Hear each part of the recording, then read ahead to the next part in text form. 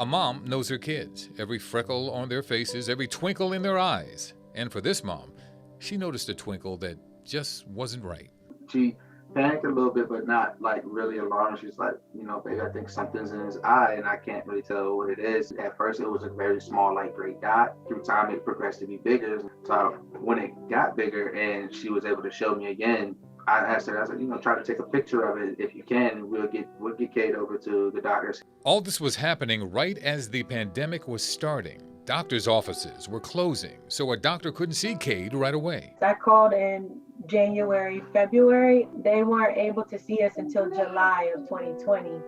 And so, you're talking about a 5 to 6 month gap of this tumor going from like a little speck to, at this point, one of his pupils were brown and black, and then the other one was just gray. Mom did her research, and she knew in her heart that her child had cancer. It's retinoblastoma. So yes, it is cancer in his retina. It's a rare cancer, and it affects children from infancy all the way to the age of 5. On July 17th, 2020, he was diagnosed, and initially, I think it did kind of knock the wind out of us. That's what I was going to ask you, yeah. Living in Virginia, their doctor recommended traveling to Philadelphia's Wills Eye Hospital for treatment.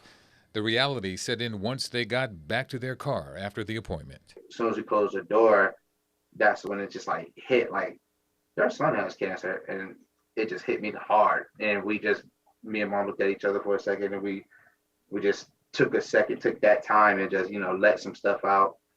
So yeah, it was emotional in the car, but then it was not long lived. We went straight from like, okay, because we're leaving in the next, day or so to go to Philly. So like, okay, we got to talk to who we got to talk to and figure out how we're going to do this. From there, we went straight to super parents to try to save our son's life. But with Dad out of work due to the pandemic and an injury, and Mom's hours cut back because of COVID, money was tight. That's where Alex's Lemonade Stand Foundation came in. Our bills were piling up, and, we were just not financially prepared for cancer at all. The Travel for Care program is a great program because it allowed us to be able to have a gas card for traveling expenses and also a lodging card. And essentially that took the load off of our support system that we had. Alex's Lemonade Stand Foundation has helped them more than just financially.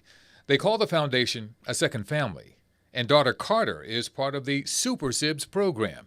It helps brothers and sisters of cancer patients cope with books, activities, and the ability to meet other SuperSibs. It was teaching me when you have a sibling that is really sick and has to go to the hospital many times, that just made me feel like how I could control my emotions when Kade was at the hospital. Alex's Lemonade Stand Foundation, helping families from the cancer hero to mom and dad and everyone in between. I know some people, they're a little apprehensive about making donations because they don't know if it's actually truly going to a family. But, here we are in the flesh, family of 5. It is very important to support organizations like Alex Lemonade Stand because it helps people like us. Kids like Kade, who, by the way, has some very cool glasses. I love your glasses.